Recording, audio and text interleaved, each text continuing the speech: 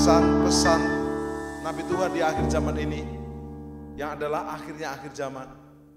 Kita diperingatkan di Wahyu pasal 2 ayat 1, kembali ke cinta mula-mula. Karena itu sangat tepat kita nyanyikan lagu Ku Jatuh Cinta pada Bapa, Yesus dan Roh Kudus. Tambah dan dalam lagi. Yes. Semua yang jatuh cinta tepuk tangan kepada Tuhan Yesus lebih lagi.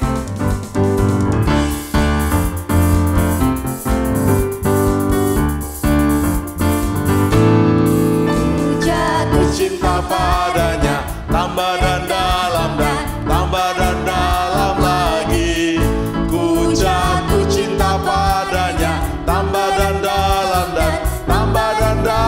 lagi. Yes, Yesus indah dan semakin indah. Oh, cintanya antara Allah dan aku. Ku jatuh cinta padanya tambah dan dalam lagi. Ku jatuh cinta lebih lagi dan lebih dalam. Yes. Ku jatuh cinta padanya Tambah dan dalam lagi. Ku jatuh cinta padanya tambah dan dalam lagi. Yesus indah dan semakin indah. Oh, cintanya antara Allah dan aku. Ku jatuh cinta padanya tambah dan dalam lagi. Ku jatuh cinta terus menerus kepada Bapa, Yesus dan Roh Kudus. Yes. Ku jatuh cinta padanya tambah dan dalam lagi. Ku jatuh cinta padanya tambah dan dalam lagi. Yesus indah dan semakin indah. Oh, cintanya antara Allah dan aku. Ku jatuh cinta padanya tambah dan dalam lagi. Tepuk tangan dan sorak-sorai. Tambah dalam lagi. Haleluya. Yes. Adalah wajar Yesus bertanya kepada kita dan juga Petrus. Yohanes 21 ayat 15 dan 17, Yesus bertanya, apakah engkau mengasihi aku lebih dari yang lain? Dia udah mati buat kita, menebus dosa kita, mati dan bangkit buat kita. Karena itu biarlah kita menjawab seperti Petrus menjawab, Yesus, aku cinta kepadamu. Yesus, aku cinta kepadamu.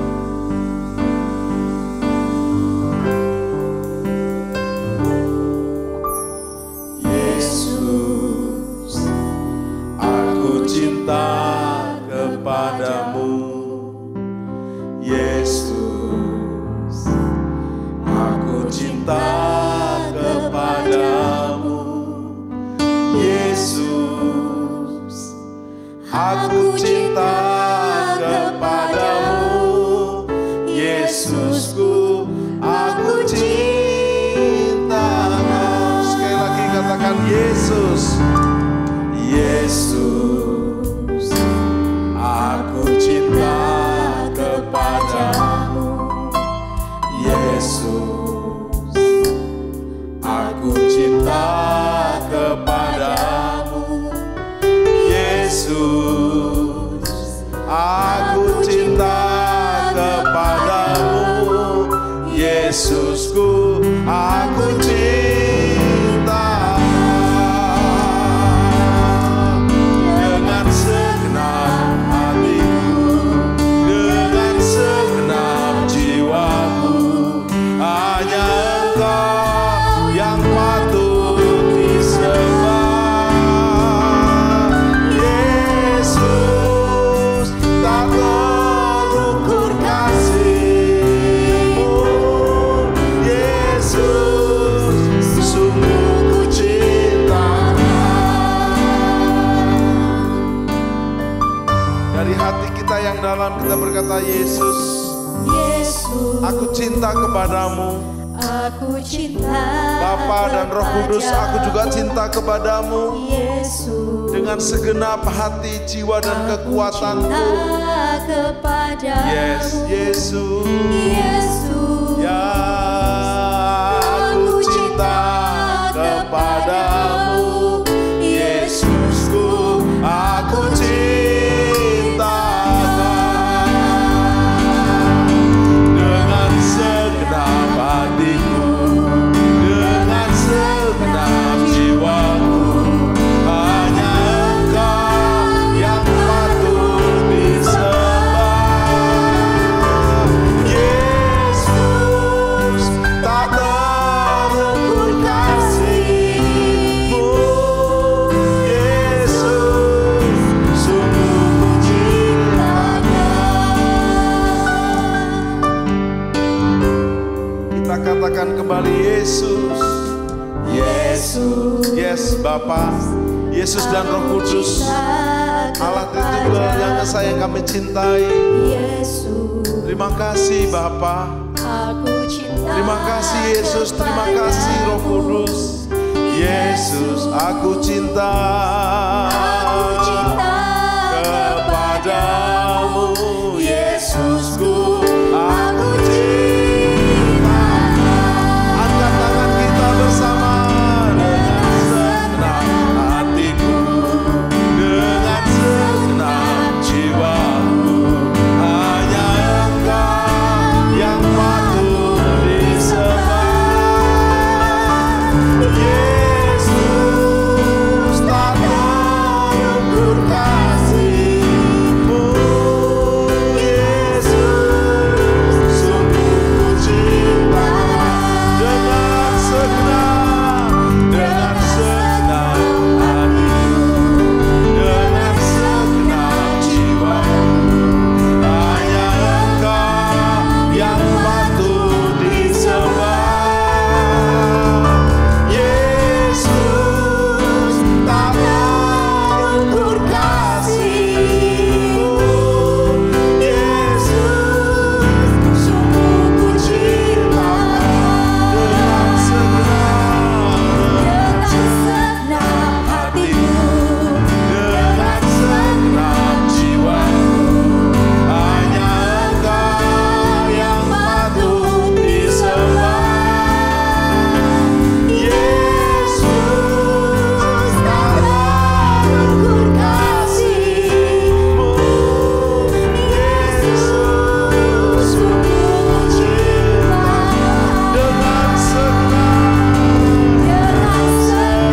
hatiku, dengan segenap jiwaku.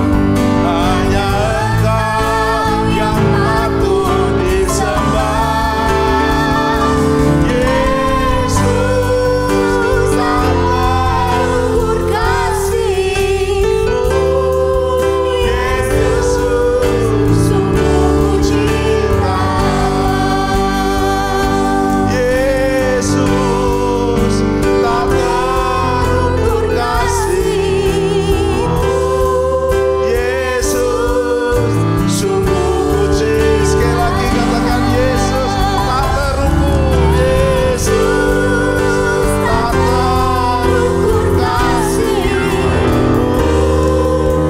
Yesus, sungguh ku cinta. Mari angkat tangan kita sembah. Sembah Bapa, sembah Yesus, sembah Roh Kudus, selama-lamanya sembah. Kira lama syandara lama syande, kira lama sandara lama sando. Haleluya, haleluya, haleluya, haleluya, haleluya. Selamanya ku sembah, layak disembah, layak dipuji, layak diagungkan selama-lamanya. Kami mengasihi-Mu Bapa, kami mengasihi-Mu Yesus, kami mengasihi-Mu Roh Kudus, kami sembah selamanya. Terima kasih Bapa, terima kasih Yesus. I worship You, Father, Jesus and Holy Spirit. I worship You with all of my heart and all of my soul. I love You, I love You, I love to worship You.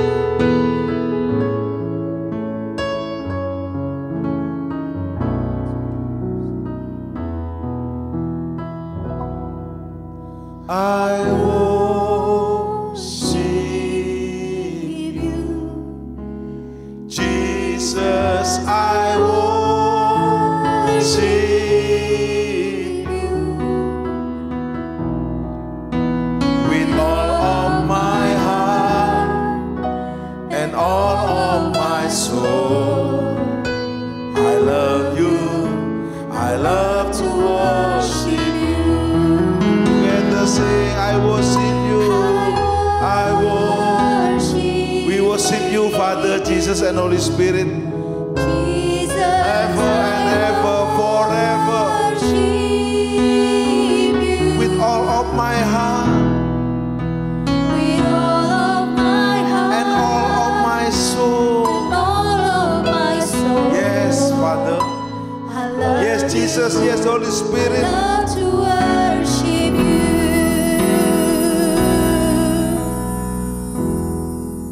Together sing, I worship You, I worship You, Jesus, I worship You with all of my heart and all of my soul. I love You, I love to worship You. I worship You, I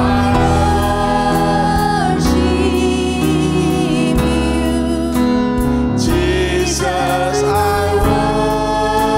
worship You. Everybody sing, I worship You. Yes, Father, yes, Jesus, yes, Holy Spirit. I love You, I love to worship You with all of my heart, with all of my heart and all of my soul. I love You, I love to worship You with all of my heart, with all of my heart and all of my soul. I love You, I love to worship. Clap your hand, tepuk tangan bersama-sama. Clap your hand, Jesus. Thank You, Jesus. Thank You, My first love is Jesus. My first love.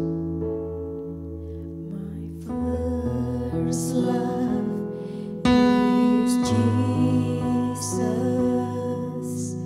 You're the one I adore. Yes, my first love is Father, My first Jesus, and Holy Spirit.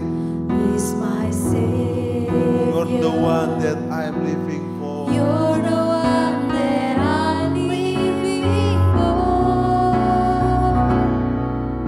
My first love is Jesus. Open your hand, open your heart. You're the strength of my life. My first joy is my Master. My first joy is my Master. You hold the keys of my You life. hold the keys to Together sing Jesus.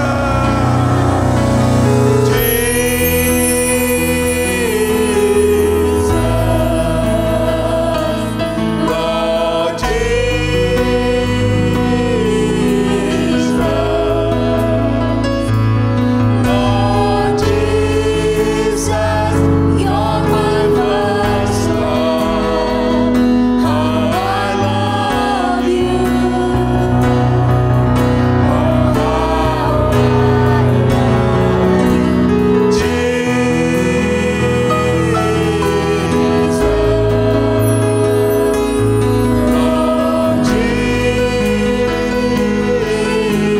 Jesus, Lord Jesus, you're my first love. How I love you. Oh, how I love you, Lord. Petrus mengucapkannya 3 kali. Ya Yesus, aku mencintaimu lebih dari yang lain. First love, Biarlah ucapan ini kita ucapkan. My first love is Jesus. you're the Kirala Bapa Sandara la Bapa Kasandara. Nyanyikan, my first love. perkatakan cintamu kepada Bapa, Yesus dan Roh Kudus. You're the one that I'm living for. Yes Lord. My first love is Jesus. You're the strength of my life. You're the strength of My my first life. joy is my master. Yes. My first joy is my master. You hold the keys of my life. Together sing, Jesus, Lord Jesus, Lord Jesus, you're my first love. How I love you. Oh, how I love you. Jesus, Lord Jesus,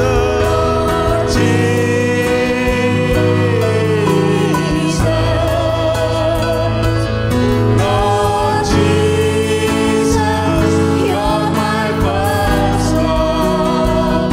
How I love you. Oh, how I love you. Jesus, Lord Jesus,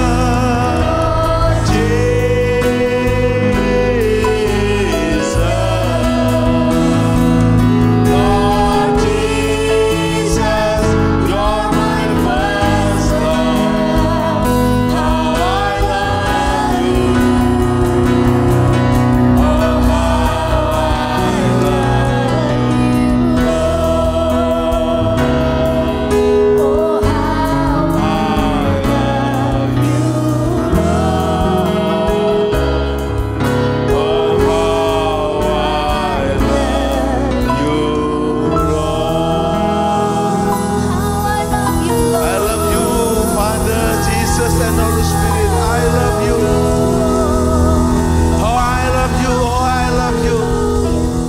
Oh, I love you. Oh, I love you. Thank you, Father. Thank you, Jesus. Thank you, Holy Spirit. Kurala Baba Basandara la Baba Karala Baba. Together worship. I love you, Father. I love you, Jesus. I love you, Holy Spirit. We worship you. We worship you. Ever and ever, forever. I worship you, Father. I worship you, Jesus. I worship you, Holy Spirit. Forever. I love you. We love you. Forever. Father, Jesus, and Holy Spirit. In Jesus' mighty name.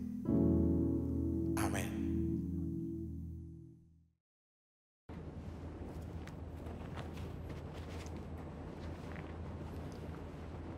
Shalom semua.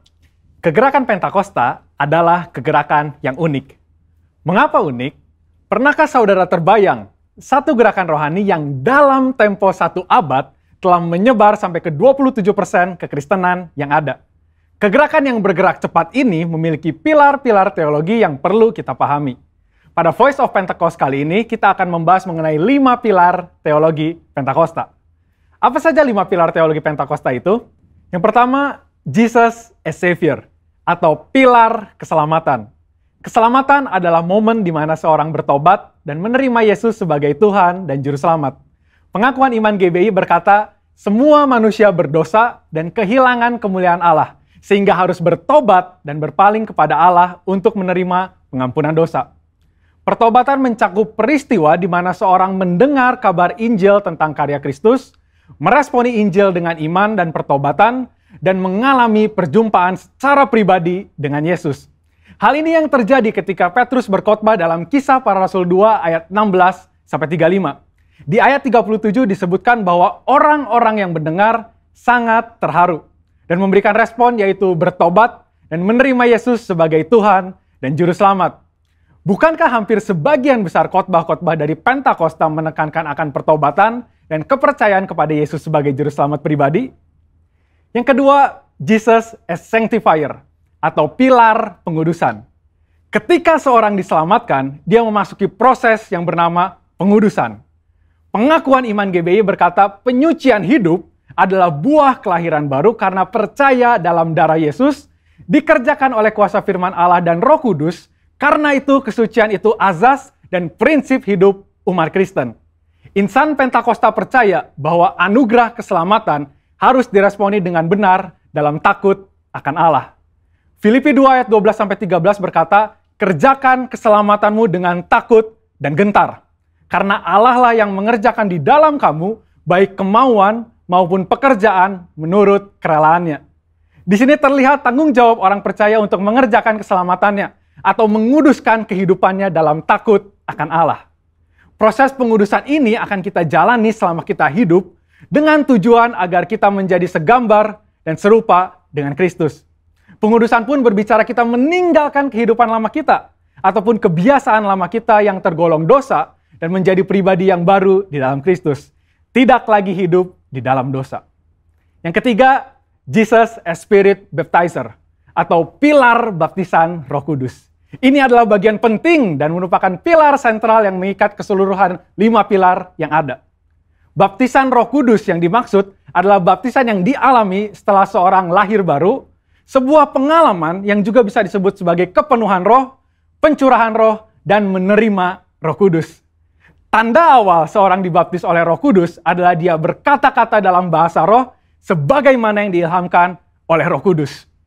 Baptisan Roh Kudus akan menghasilkan dampak secara internal maupun eksternal. Secara internal, yaitu kehidupan penyembahan yang lebih intim dengan Bapa. Karena menurut 1 Korintus 14 ayat 2, disebutkan bahwa orang yang menyembah dalam roh adalah mereka yang berkata-kata secara rahasia kepada Bapa. Pada ayat 4 pun dijelaskan bahwa saat kita berbahasa roh, kita sedang membangun diri kita. Secara eksternal, baptisan roh memberikan kuasa untuk menyelesaikan amanat agung. Seperti yang tercatat di dalam Kisah Para Rasul 1 ayat 8, dapat kita lihat di Alkitab bahwa pelayanan para murid berubah begitu mereka menerima baptisan Roh Kudus. Mereka menyembuhkan orang sakit, membangkitkan orang mati, mengusir setan, dan lain sebagainya. Yang keempat, Jesus as Healer, atau pilar kesembuhan ilahi. Di dalam pengakuan iman GBI, kita mempercayai bahwa kesembuhan ilahi tersedia dalam korban penebusan Yesus untuk semua orang percaya. Bagian ini sangat penting, karena kita mempercayai bahwa tanda dan mujizat masih berlaku di zaman ini. Orang yang telah dipenuhi Roh Kudus akan melakukan pelayanan dengan tanda-tanda seperti yang Yesus katakan dalam Markus 16 ayat 18-19. Mereka akan meletakkan tangannya ke atas orang sakit dan orang itu akan sembuh. Dari mana kuasa untuk menyembuhkan itu datang? Dari kepenuhan Roh Kudus yang dijanjikan oleh Bapa kepada setiap orang percaya. Kita percaya bahwa kematian Kristus telah menebus segala dosa-dosa kita, termasuk menanggung segala sakit penyakit kita. Yesaya 53 ayat 4a jelas berkata bahwa tetapi sesungguhnya penyakit kitalah yang ditanggungnya. Yang kelima, Jesus as soon coming King, atau pilar kedatangan Yesus yang kedua dengan segera. Pilar terakhir ini dipandang sebagai motivasi dan semangat untuk menyelesaikan amanat agung, memberitakan Injil dengan kuasa Roh Kudus, serta hidup dalam kekudusan. Kita percaya bahwa Yesus akan datang kali yang kedua untuk menjemput kita dengan segera. Pengakuan iman GBI berkata, Tuhan Yesus Kristus akan turun dari sorga untuk membangkitkan semua umatnya yang telah mati dan mengangkat semua umatnya yang masih hidup, lalu bersama-sama bertemu dengan dia di udara. Kemudian ia akan datang kembali dan bersama orang kudusnya untuk mendirikan kerajaan 1000 tahun di bumi ini. Kita percaya kedatangan Yesus untuk yang kedua kalinya untuk menjemput mempelainya yang masih hidup, atau biasa disebut rapture ini, akan terjadi secara tiba-tiba dan tanpa seorang pun tahu kapan waktunya. Ketidaktahuan kapan Yesus akan datang inilah yang akan mendorong setiap kita untuk dapat mempersiapkan diri sebaik-baiknya dan tetap hidup dalam integritas. Saya percaya pemahaman ini membawa kita semakin semangat di dalam menyelesaikan amanat agung dengan api Pentakosta ketiga. Saudara, untuk penjelasan lebih lengkapnya dari tim teologi kami, jangan lupa buka link yang ada di atas atau scan QR Code yang tersedia. Salam integritas, Tuhan Yesus memberkati.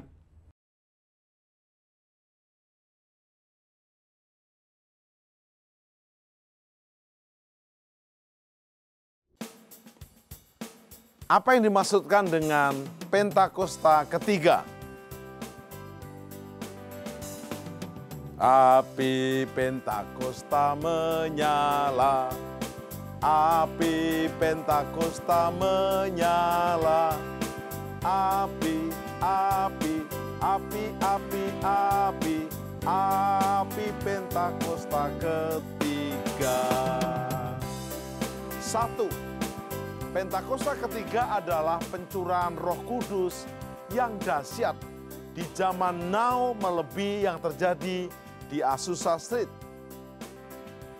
2. Pentakosta ketiga akan mengakibatkan penuaian jiwa yang terbesar dan yang terakhir sebelum Tuhan Yesus datang kembali.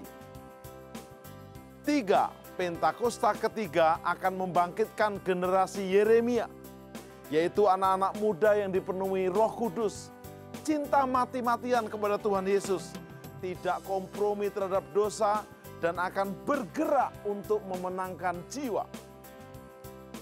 4. Pentakosta ketiga lahir di Indonesia dan bergerak ke bangsa-bangsa. Gerakan ini dari timur ke barat dan akan kembali ke Yerusalem. 5. Pentakosta ketiga akan memberikan kuasa untuk menyelesaikan amanat agung, dan setelah itu Tuhan Yesus datang kembali.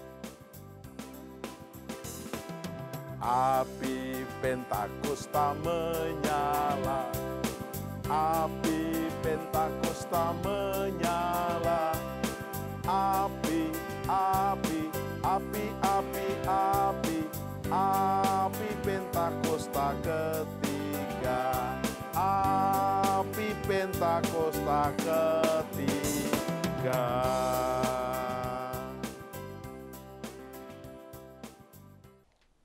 Salam miracle. Yesus adalah masternya miracle. Yesus dinubuatkan, dikandung, dilahirkan, melayani dengan penuh miracle. Bahkan kematiannya menjadi miracle karena darahnya menebus umat manusia. Dan dia dengan miracle-nya dia bangkit naik ke surga, menyediakan tempat buat kita, dan akan turun kembali dengan miracle-nya. Yang kita rapture, terangkat bersama dengan dia.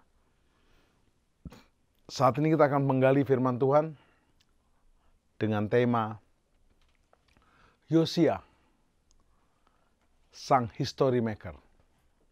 Ingat, bukan trouble maker, history maker, pembuat sejarah, bukan pembuat onar dan pembuat masalah. Sobat Miracle,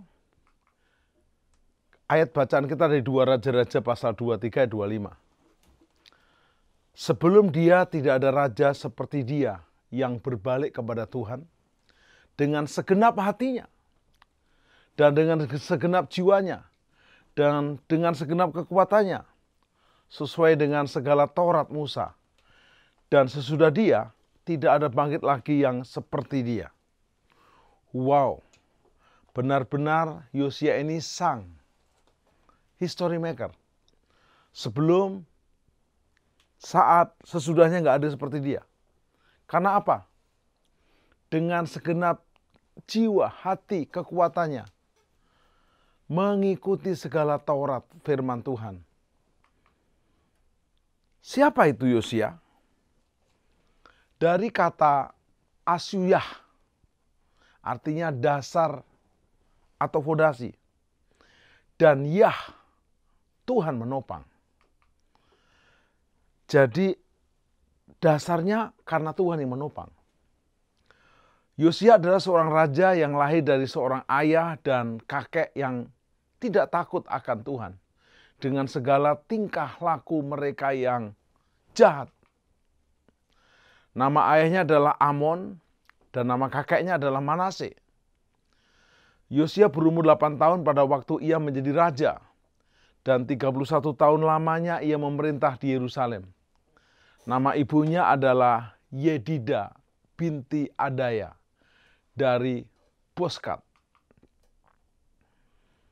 Dari kisah Raja Yosia ini, kita akan mendapat inspirasi bahwa hari-hari ini kita bisa menjadi alat Tuhan untuk menjadi perubah sejarah. Sejarah kota, sejarah komunitas, sejarah bangsa.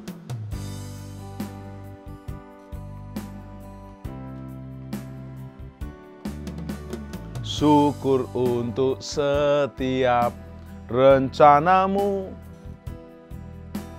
dan rancanganmu yang mulia. Dalam satu tubuh kami bersatu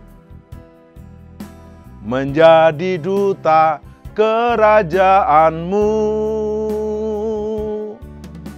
Ku ucapkan berkat atas Indonesia, biar kemuliaan Tuhan akan nyata.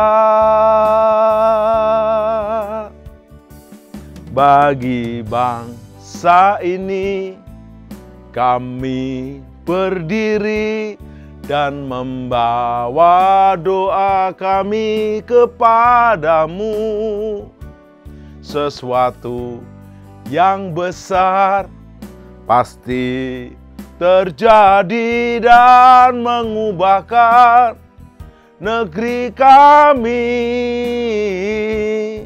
Hanya nama-Mu Tuhan ditinggikan atas seluruh bumi. Bagi bangsa-bangsa, bagi bangsa-bangsa, kami berdiri dan membawa doa kami kepadamu. Sesuatu yang besar pasti terjadi dan mengubahkan negeri kami. Hanya nama-Mu Tuhan ditinggikan atas seluruh bumi. Hanya nama-Mu, hanya nama-Mu Tuhan ditinggikan atas seluruh bumi. Sekali lagi bersama-sama. Hanya nama-Mu Tuhan ditinggikan atas seluruh bumi. Sobat Miracle,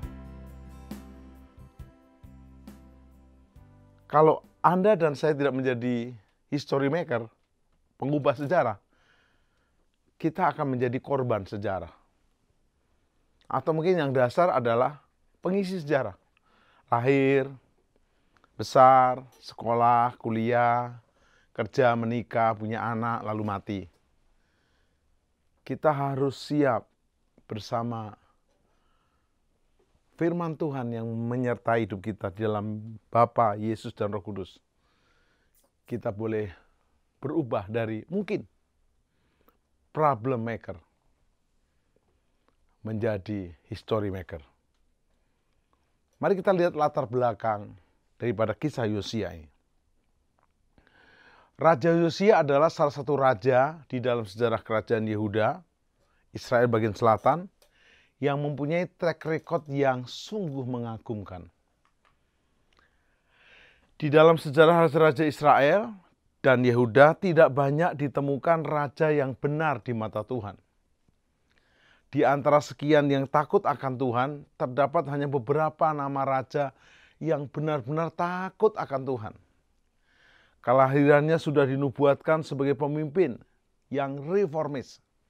Di kitab 1 Raja-Raja 13 ayat 2. Pada masa pemerintahan Yerobeam oleh seorang abdi Allah. 1 Raja-Raja 13 1 dan 2. Ayat 1. Sedang Yerobeam berdiri di atas mezbah itu sambil membakar korban. Maka atas perintah Tuhan datanglah seorang abdi Allah dari Yehuda ke Betel. Ayat 2. Lalu atas perintah Tuhan berserulah orang itu terhadap mezbah itu. Katanya, hai mezbah, beginilah firman Tuhan bahwasanya seorang anak akan lahir daripada keluarga Daud. Yosia namanya. Ia akan menyembelih di atasmu imam-imam bukit pengorbanan yang membakar korban di atasmu. Juga tulang-tulang manusia akan dibakar di atasmu. Raja Yosia naik takhta waktu umur 8 tahun. Adalah jasa rakyat negeri itu yang membunuh orang-orang yang membunuh ayahnya. Tak ada bukti bahwa gerakan rakyat itu bernafaskan keagamaan. Kedua, laporan Alkitab tentang pemerintahannya di 2 Raja-Raja 22 dan 2 Tawarikh pasal yang ke-34 dan 35, hampir seluruhnya berpusat pada reformasi agama serta reformasi secara menyeluruh. Kedua laporan itu sepakat bahwa puncak reformasi itu dicapai pada tahun ke-18 pemerintahannya, yaitu kitab Taurat diketemukan oleh Hilkia, imam besar, di Bait Suci. Wow. Dan kalau Anda dan saya mau belajar dari reformasi yang dibawa oleh Yosia, sang history maker, pengubah sejarah, ada 3 tahapan.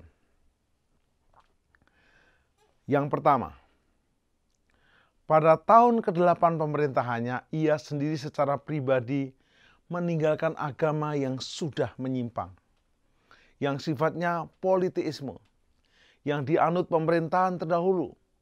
Mungkin dampak pertama dari pemerintahan ini terbatas pada kalangan istana raja saja. Jadi berani seperti Abraham meninggalkan Terah ayahnya, kampung halamannya, untuk menyembah hanya Bapa Surgawi dalam Yesus dan Roh Kudus. Menyembah Allah yang benar, Allah Israel. Dan yang kedua, meninggalnya Raja Asyur terakhir, yaitu Asyurbanipal. Pada waktu ini, pada tahun kurang lebih 632 sebelum Masehi, memperlancar usaha reformasi Yosia itu. Hal ini menjelaskan bahwa seorang muda yang baru berumur 16 tahun dapat berjaya menentang tuannya Raja Asyur, melalui keputusannya berhenti memuja ilah-ilah Asyur. Dan yang ketiga, 4 tahun kemudian reformasi itu mendapat dukungan meluas ke seluruh Yerusalem dan daerah-daerah lainnya. Sobat Miracle, percayalah, waktu Anda mengikuti firman-Nya, carilah dahulu kerajaan Allah dan kebenarannya, firman-Nya, maka Tuhan akan menambahkan banyak perkara. Kemuliaan, kejayaan, keagungan. Walaupun itu dikembalikan lagi kepada Tuhan kembali. Apa yang kita bisa pelajari dari karakter Yosia? Sobat Miracle, ada 4 karakter Yosia yang menjadi integritas yang terbaik untuk kita pelajari di tahun integritas ini. Dan setiap Anda pasti yang mau menjadi history maker, mengubah sejarah, bisa belajar bersama, termasuk saya. Yang pertama, takut akan Allah. Takutnya bukan ketakutan, tapi hormat. Amsal 1 ayat 7. Takut akan Tuhan adalah permulaan pengetahuan. Tetapi orang yang bodoh menghina hikmat dan didikan. Jadi Bapak, Ibu, Saudara, termasuk saya belajar ilmu pengetahuan apapun, tetap adalah permulaannya adalah takut akan Tuhan. 2 Tawarikh 34 ayat 3. Pada tahun ke-8 dari pemerintahannya, ketika ia masih muda belia, ia mencari Allah.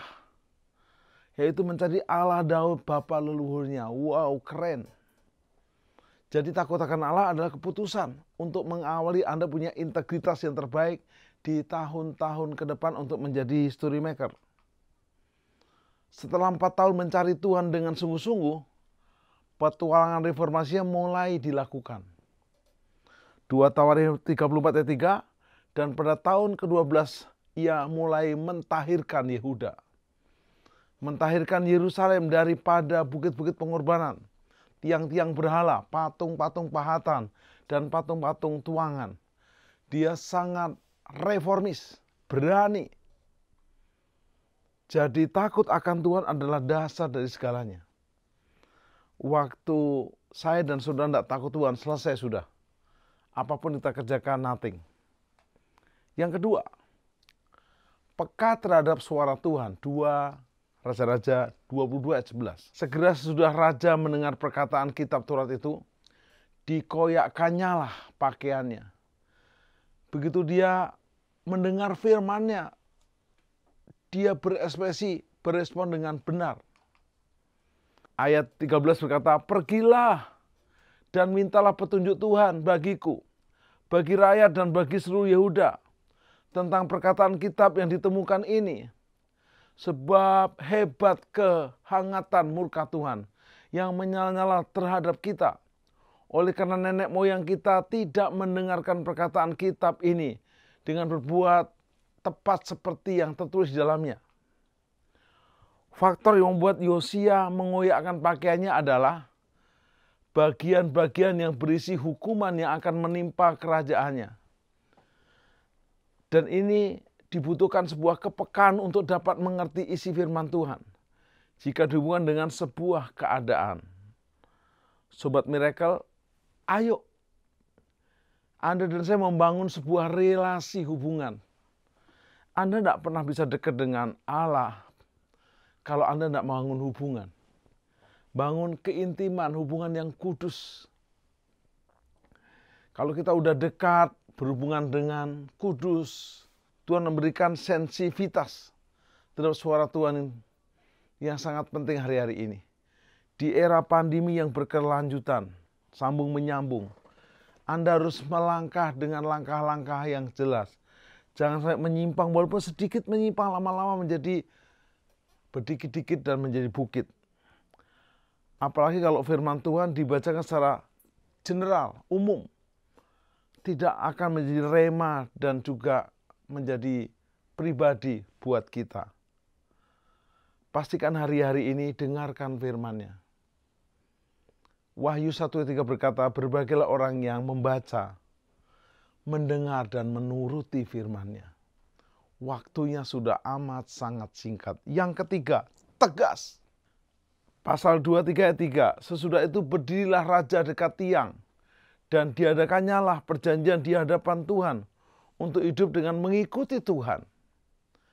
Dan tetap menuruti perintah-perintahnya, peraturan-peraturannya, dan ketetapan-ketetapannya dengan segenap hati dan dengan segenap jiwa, dan untuk menepati perkataan perjanjian yang tertulis dalam kitab itu. Dan seluruh rakyat mendukung perjanjian itu. Wow.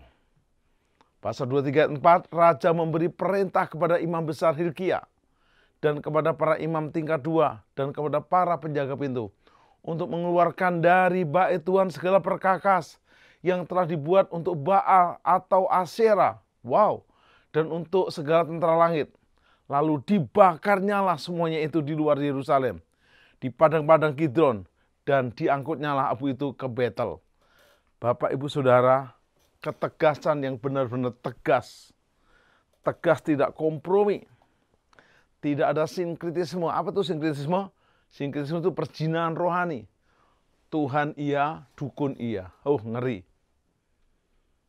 Ada yang berkata begini, Pak, kok di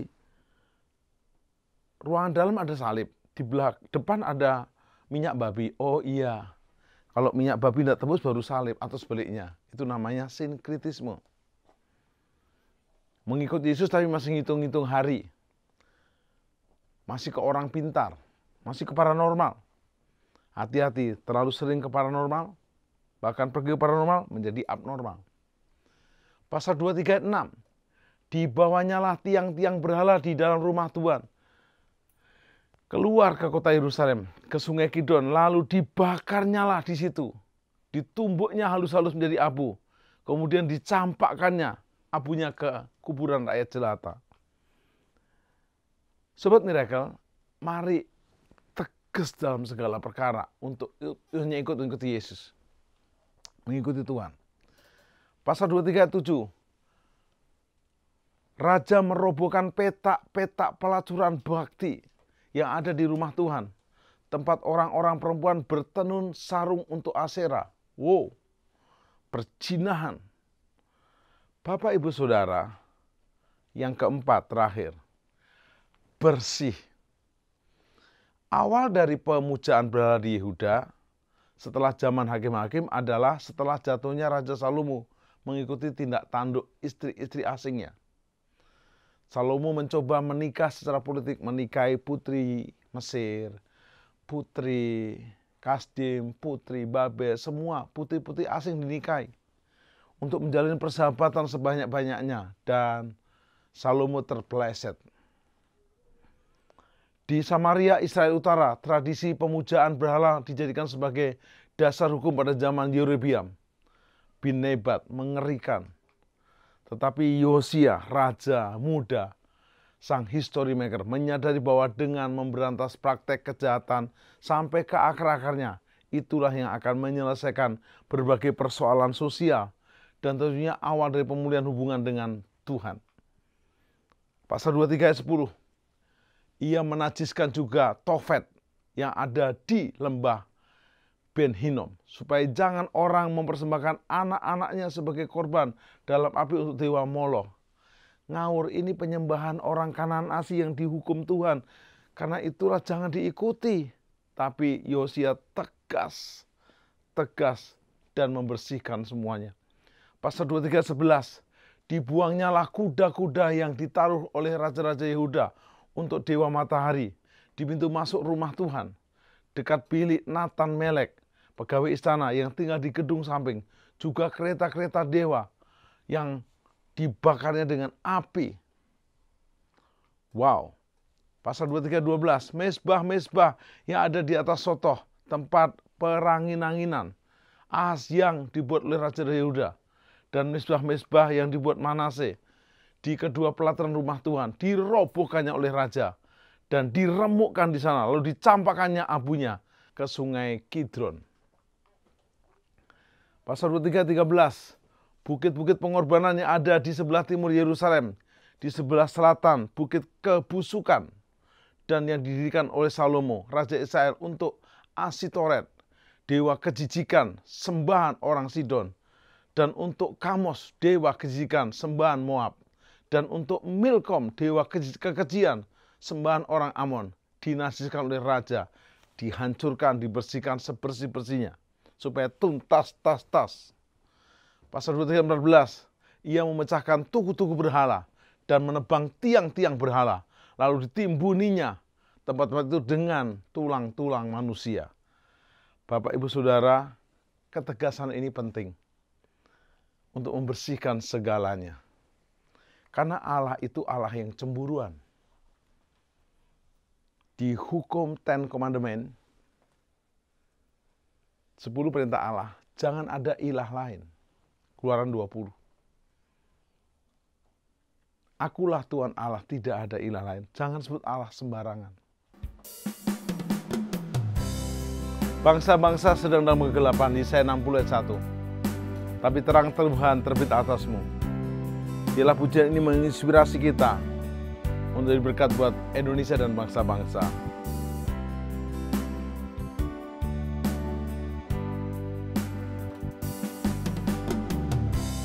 Indonesia membutuhkanmu, Yesus. Indonesia nantikan curahan roh-Mu. Indonesia rindu kemuliaan-Mu. Inilah doaku. Inilah doaku. Selamatkan Indonesia. Selamatkan Indonesia. Selamatkan Indonesia. Itulah kerinduanku. Katakan, Indonesia membutuhkanmu, Yesus. Indonesia membutuhkanmu, Yesus. Indonesia nantikan curahan roh-Mu. Indonesia rindu kemuliaan-Mu. Inilah doaku. Inilah doaku. Selamatkan Indonesia. Selamatkan Indonesia. Selamatkan Indonesia. Itulah kerinduanku. Selamatkan. Selamatkan Indonesia. Selamatkan Indonesia. Selamatkan Indonesia. Itulah kerinduanku. Itulah kerinduanku. Katakan, itulah, yes, kerinduanku.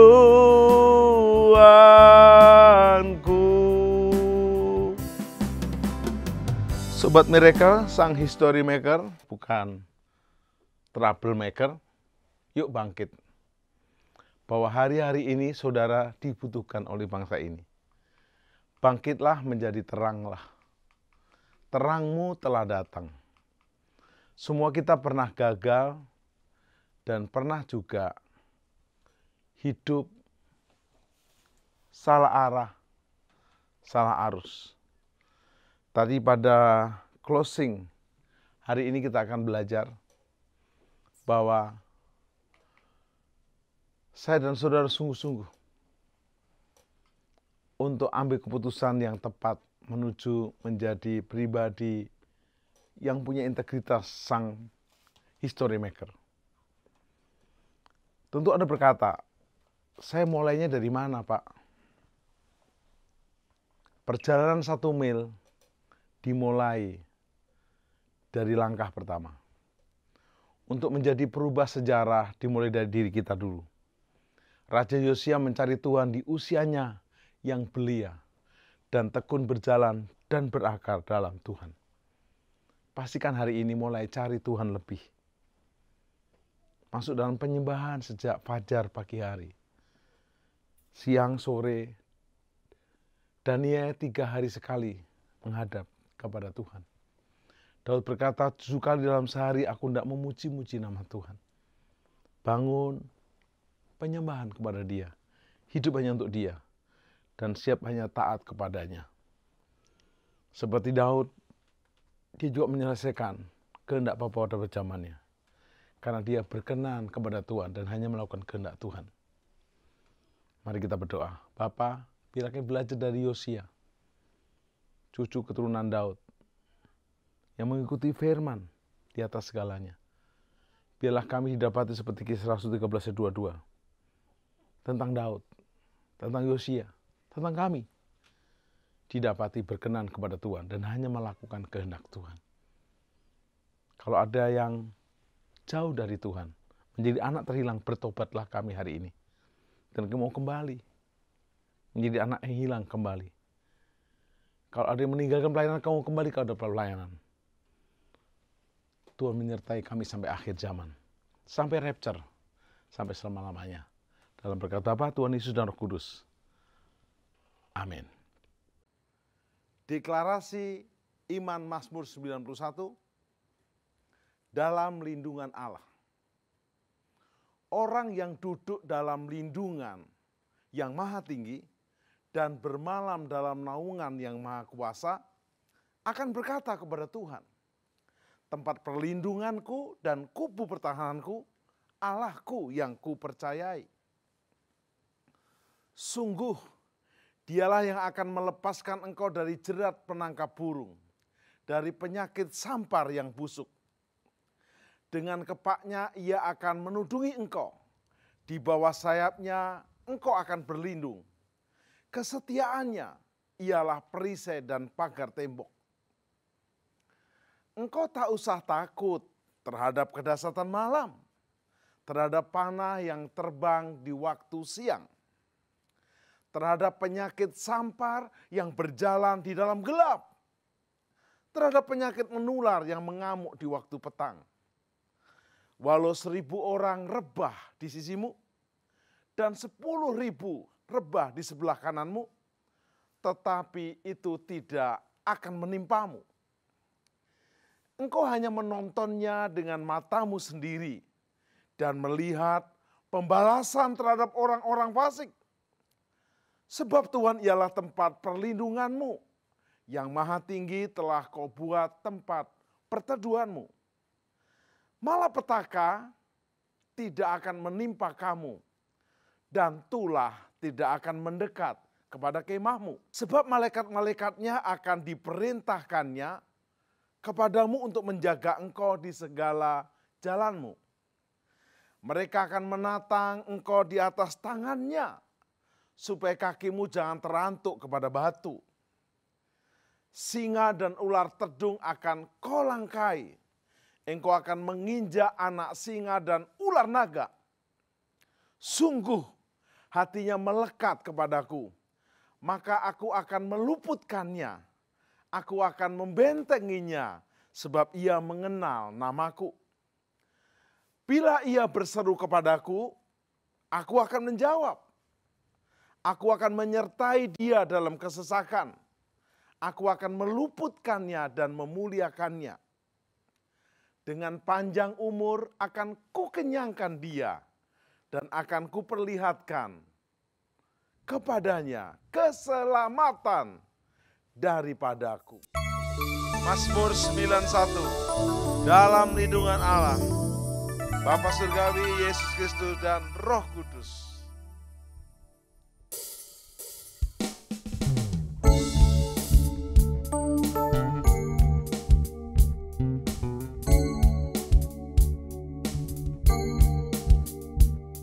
Orang yang duduk dalam lindungan yang maha tinggi dan bermalam dalam naungan yang maha kuasa, akan berkata kepada Tuhan tempat perlindunganku dan kubu pertahananku, Allahku yang kupercayai. Sungguh dialah yang akan melepaskan engkau dari jerat penangkap burung, dari penyakit sampar yang busuk. Dengan kepaknya ia akan menudungi engkau di bawah Engkau akan berlindung. Kesetiaannya ialah perisai dan pagar tembok. Engkau tak usah takut terhadap kedahsyatan malam, terhadap panah yang terbang di waktu siang, terhadap penyakit sampar yang berjalan di dalam gelap, terhadap penyakit menular yang mengamuk di waktu petang. Walau seribu orang rebah di sisimu dan 10.000 di sebelah kananmu, tetapi itu tidak akan menimpamu. Engkau hanya menontonnya dengan matamu sendiri dan melihat pembalasan terhadap orang-orang fasik. Sebab Tuhan ialah tempat perlindunganmu, yang maha tinggi telah kau buat tempat perteduhanmu. Malapetaka tidak akan menimpa kamu, dan tulah tidak akan mendekat kepada kemahmu. Sebab malaikat-malaikatnya akan diperintahkannya kepadamu untuk menjaga engkau di segala jalanmu. Mereka akan menatang engkau di atas tangannya, supaya kakimu jangan terantuk kepada batu. Singa dan ular teduh akan kau langkahi, engkau akan menginjak anak singa dan ular naga. Sungguh hatinya melekat kepadaku,